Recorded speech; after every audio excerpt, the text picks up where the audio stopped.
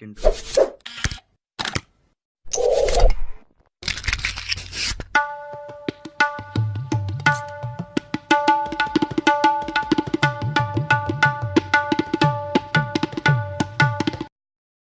नमस्कार, आरोग्यदायी आयुर्वेद चॅनलमध्ये तुमचे स्वागत आहे.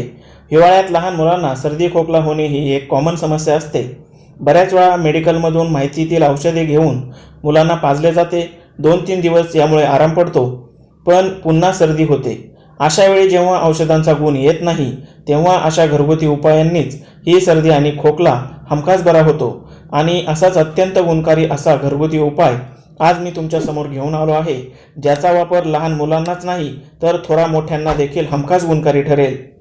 त्यामुळे तुम्ही जर आमच्या चॅनलवर नवीन असाल आणि अजूनही आमचा चॅनल सबस्क्राईब केला नसेल तर लगेच व्हिडिओखाली लाल रंगाचे सबस्क्राईब बटन दाबून चॅनलचे सभासद व्हा व शेजारील बेल आयकॉन क्लिक करून असेच आरोग्यवर्धक नवनवीन व्हिडिओ सर्वप्रथम पहा. माहिती आवडल्यास व्हिडिओ लाईक आणि शेअर अवश्य करा. आजचा उपाय बनवण्यासाठी आपण सर्वप्रथम एका पॅनमध्ये अर्धा ग्लास एवढे पाणी घेणार आहोत. हे गॅस फ्लेमवर गरम होण्यासाठी ठेवावे.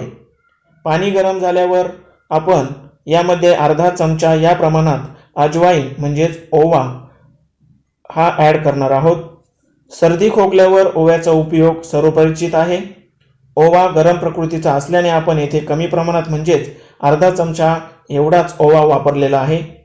ओवा अँटी इन्फ्लामेटरी व अँटी फंगल असल्याने लहान मुलांचा सर्दी खोकला बरा होण्यासाठी मदत होते. यानंतरचा घटक म्हणजे ह्या काळ्या मिऱ्या. आपण या उपायासाठी 5 ते 6 काळ्या मिऱ्या वापरणार आहोत. या मिऱ्या मी ठेचून थोड्या फोडून घेतलेल्या आहेत. ओव्याप्रमाणेच काळी मिरी देखील उष्ण प्रकृतीची असल्याने याचा कमी प्रमाणातच वापर करावा.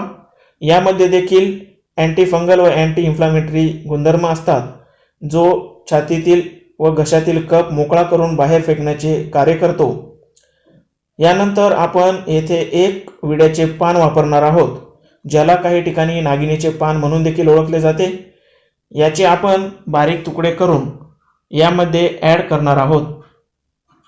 विड्याचे पान लहान मुलांची आणि वयस्कर व्यक्तींची सर्दी आणि खोकला बरा करण्यासाठी अत्यंत रामबाण औषधी आहे. यानंतर आपण घेणार आहोत गूळ.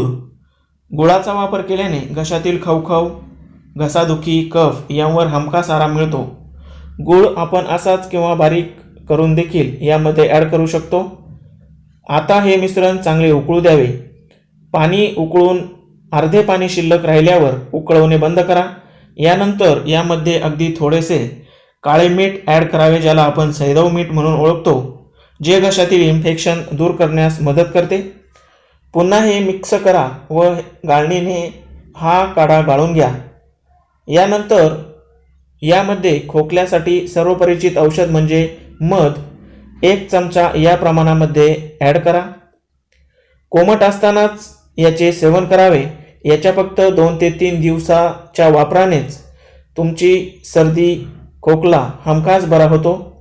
लहान मुलांना देताना अर्धा ते 1 चमचा या प्रमाणात आणि मोठ्या व्यक्तींना 2 ते 4 चमचे या प्रमाणात 3 वेळा हा काढा प्यायला द्यावा. माहिती आवडल्यास चॅनल सबस्क्राईब करा. धन्यवाद.